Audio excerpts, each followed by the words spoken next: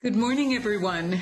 Welcome to today's special briefing sponsored by the California Department of Healthcare Services and brought to you by Ethnic Media Services and California Black Media. I'm Sunita Sarabji, EMS's healthcare editor and your moderator for today's briefing.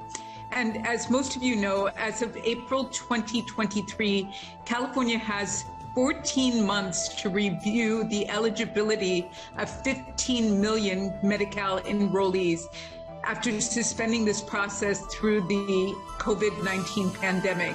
An estimated 2 to 3 million Californians may leave the program during this unwinding period, as it's called, that is happening nationwide. And it is critical that enrollees watch out for notifications from their local Medi-Cal offices. If, for example, the envelopes are yellow, they need to provide more information and must respond right away to keep their coverage.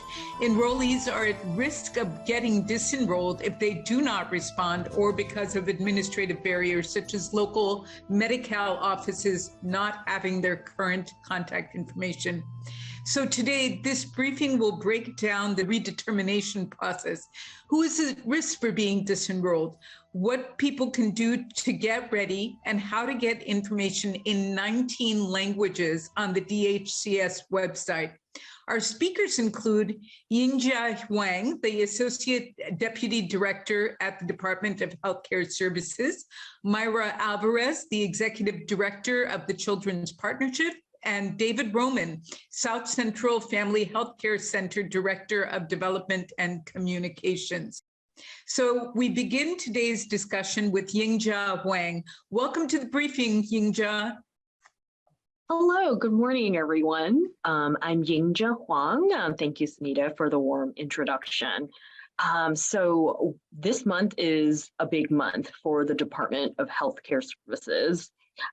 This month, April 1st, the department began our Medicaid renewal process for over 15 million individuals across the state of California. During COVID-19, because of the pandemic, federal rules stopped all the annual eligibility processing, which is part of the normal Medi-Cal renewals process, or the procedures to continue your Medi-Cal for every year. So the pandemic stopped all the annual processing, and April 1st, 3 years later, we are beginning the process again. Today, we do want to share some of the steps needed just so that we can maintain the coverage of all our Medi-Cal beneficiaries to the extent possible. Over the next year, everyone on Medi-Cal will have their eligibility redetermined. The department, as part of this process, will need updated information from our Medi-Cal members during this time. Specifically, we need our Medi-Cal members to update their addresses, their phone numbers, their emails with their local Medi-Cal county offices. The easiest way is to actually do this online.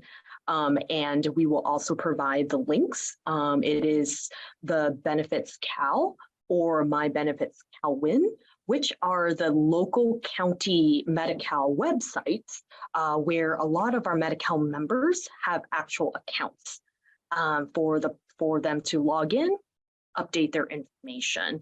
That information is very important to continue your Medi-Cal. Not everyone will be redetermined at the same time. All our members will actually have different Medi-Cal renewal months. And so depending on the renewal month, they may potentially get auto-renewed, and they will get a letter in the mail from their local Medi-Cal county office stating, congratulations, your Medi-Cal has been renewed for 1 year.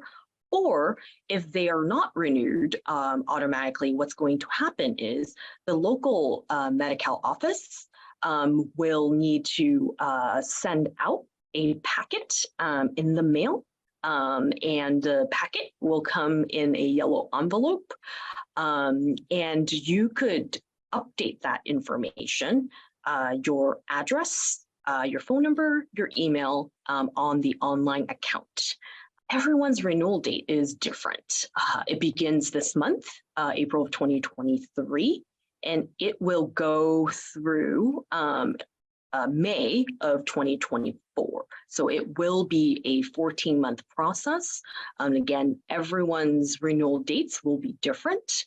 It'll be great for our Medi-Cal members to log on to these county portals to check your renewal date, and because you can do your renewal either online or it will also come to you in the mail. So regardless of whether the county local office is able to renew you automatically, you will still get a letter in your actual mailbox, or you will get an actual packet in the mail in a yellow envelope for you to fill out. It's critical for our Medi-Cal members to complete the renewal, fill out the packet, or they could also do the renewal online. So once you get the packet, you also have an option to do it using your online account, or call the county, and you could actually also do the renewal through the phone. So there are many different methods, just so that it's an open door policy. And the goal is to make it accessible to all our Medi-Cal members.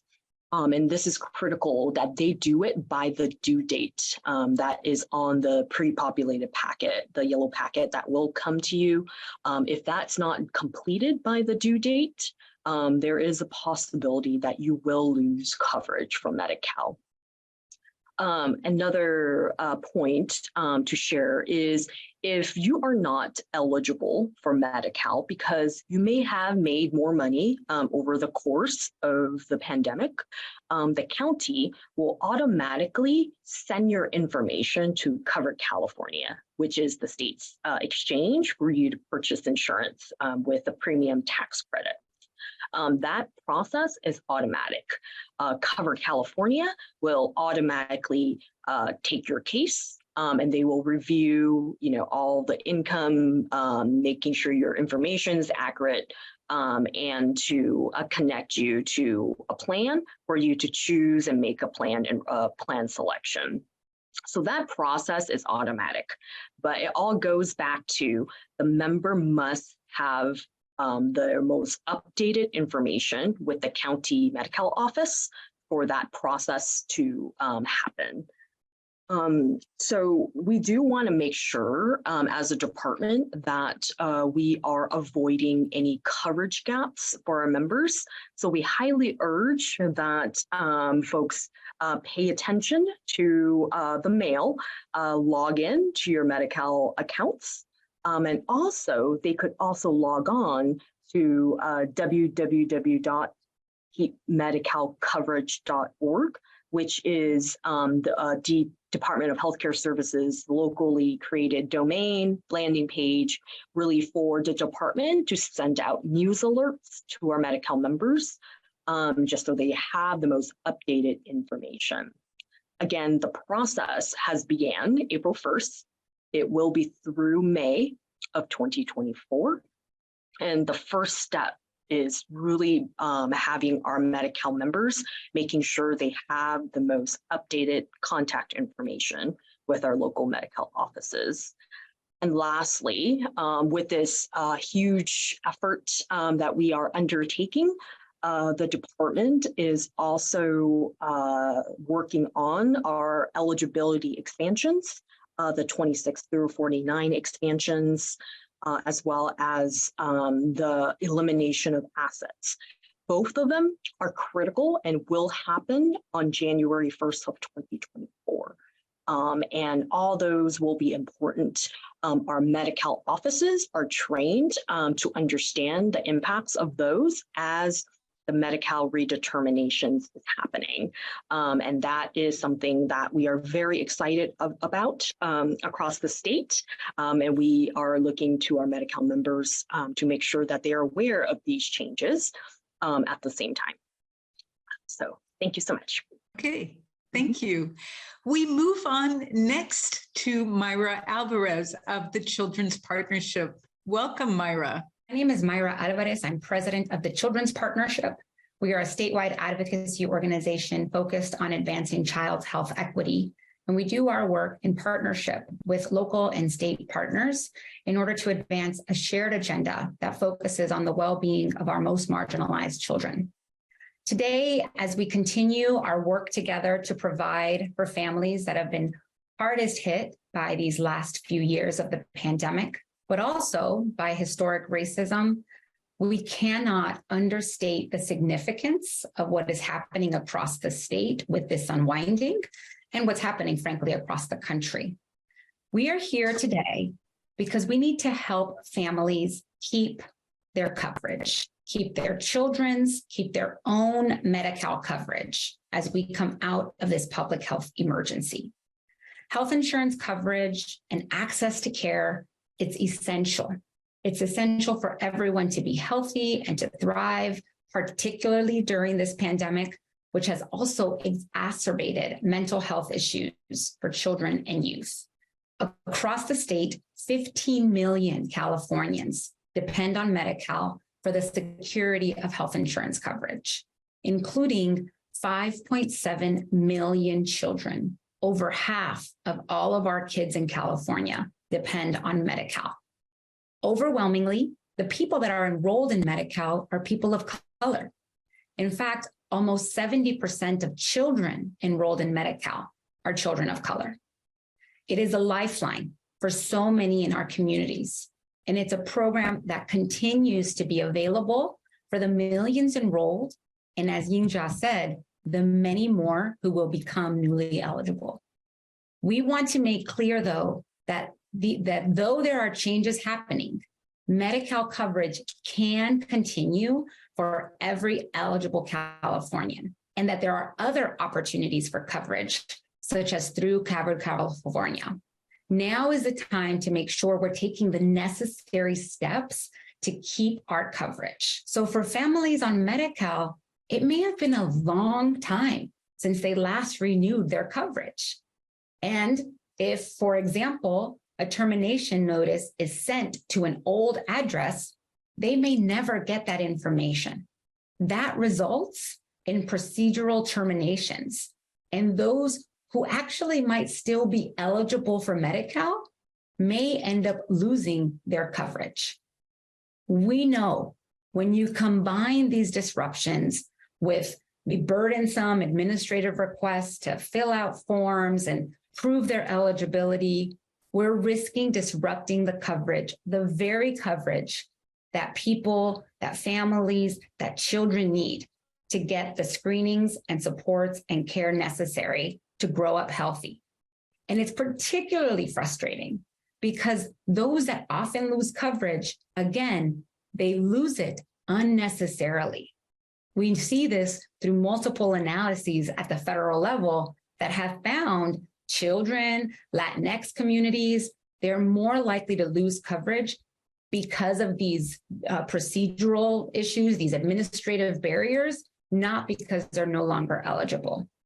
But as you heard from Yingxia, Medi-Cal continuous coverage protections have made possible the ability for millions of Californians to stay covered because we removed those barriers. We removed those administrative hurdles. But now, as we're coming back out of this emergency, we're figuring out a way to make sure people stay covered. Because of the protections during the public health emergency, that rate decreased from 7.5% to under 1% because of these protections. That results in 340,000 kids protected from losing coverage. So as we begin this redetermination process, we're estimating that 2.3 million Medi-Cal beneficiaries may lose their Medi-Cal coverage because of this process. That is expected to translate to 800,000 to 1 million children losing their Medi-Cal coverage in California. One family, one child, one person losing coverage unnecessarily is unacceptable. It's why this conversation today is especially important because families, individuals today can take the steps to prevent that loss of coverage. Families need to know that if they recently changed their address or they've moved since March of 2020, they need to update their contact information with their county to ensure they receive that Medi-Cal renewal package. It comes in a big yellow envelope. It's pretty hard to miss. My uncle got his just a couple months ago. They'll complete the forms in the packet and all requested verifications by the due date. Again, for those that are receiving those yellow packets in the mail this month, they're expected to be completed by the end of June. If folks have not had a change in address or contact information in the past 2 years, then they don't need to update their contact information, and they'll be able to have this auto enrollment as a result of the information continuing to allow them to remain eligible. I want to say that the work to protect Californians, to protect California children and families and their health coverage, it's going to require an all hands on deck effort. We are encouraging each of you as our partners in this information sharing to spread the word that the time is now to begin the process for renewal. Medi-Cal is an essential lifeline for many of our California children and families, and it is their right to this coverage to remain healthy. And utilizing these steps will help that coverage continue to exist for them. But we also need schools and childcare centers, churches and clinics and community health centers, like you'll hear, to really be in this process with us, to let families know that Medi-Cal continuous coverage protections are ending, but Medi-Cal is not. Medi-Cal continues. Our families can keep their benefits by renewing their coverage with their respective county office. And I want to ensure we're giving special attention to our communities of color, our Latinx communities, our Black communities, our immigrant families who are more likely to be impacted. We are in this work together, and together we can make sure all who need coverage keep it and get it. And the last thing I will say is this information about enrollment and ensuring people know the steps to that enrollment and that it's their right to be enrolled is particularly important as we gear up for the expansion of Medi-Cal to our undocumented communities. As Yingja said, it's around the corner. It's January 2024, where 26 to 49-year-olds will be newly eligible for Medi-Cal. We will be the first state in the country to allow all eligible undocumented people to be part of Medi-Cal, but we'll only get there if we continue to do this work and information sharing together. And the last thing I will say is that as we continue to strengthen Medi-Cal for our families, last year, the state of California did enact a policy to continue covering young kids in Medi-Cal continuously. So for Medi-Cal enrolled children 0 to 5, we want to move forward a policy to continuously cover them. That policy is slated to begin in 2025, and we're putting pressure on our administration and our legislative partners to move that as expeditiously as possible, so not one child loses the security that comes with health insurance coverage. We are grateful that our leaders are prioritizing the health and well-being of children and families through that effort, and we're excited to see that move forward. Thank you all for being our partners in this work to spread this information and to ensure our Medi-Cal program is as strong as possible for all children and families that are eligible. Thank you. Thank you. I wanted to mention that David Roman is unable to join us. He had a medical emergency, but Maria Romero Mora from DHCS is here, and I would like to ask her to take some of these questions that we're getting. Maria, are you okay with that? Yes, that's okay. All right, super. So let's direct the next question from Peter Sherman. Peter, will you direct your question to Maria? I'm just curious, and sort of, I guess, piggybacking off of Myra's previous comments. How much is this all sort of part of a shift, or how likely is it that we may see universal healthcare in California in the months or years ahead? as part of this conversation around removing these barriers. Is that a likelihood? Is that a desired outcome? Mayra, I'll let you take this one, but we're getting there. Yeah. Actually, I'd like to hear responses from all three of you. That's a great question. Peter, I absolutely think that's a desired outcome from many families, advocates, policymakers. The idea of universal coverage is a shared goal for many. The pathway to get to universal coverage and what universal coverage means is the question. But we've already seen some activity. There's been a commission looking at this universal coverage idea with representation from legislative officials as well as the administration, really thinking through this health for all concept. They put out a report with recommendations.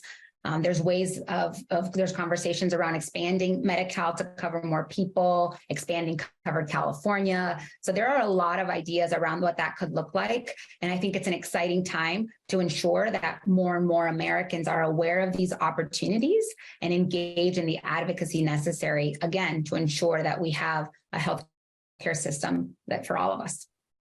Anyone else want to take that on? Sure.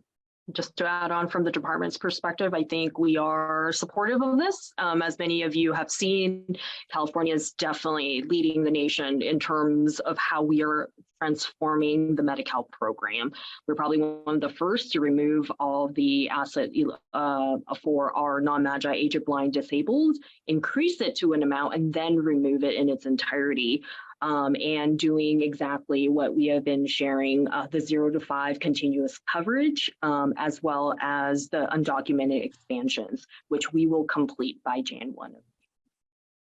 Maria, what about you?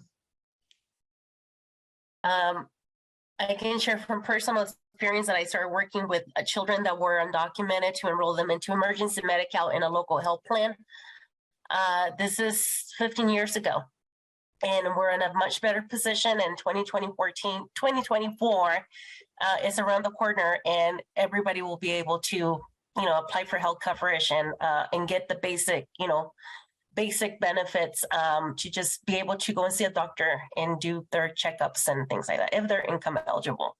So we have come a long way, and we're moving ahead.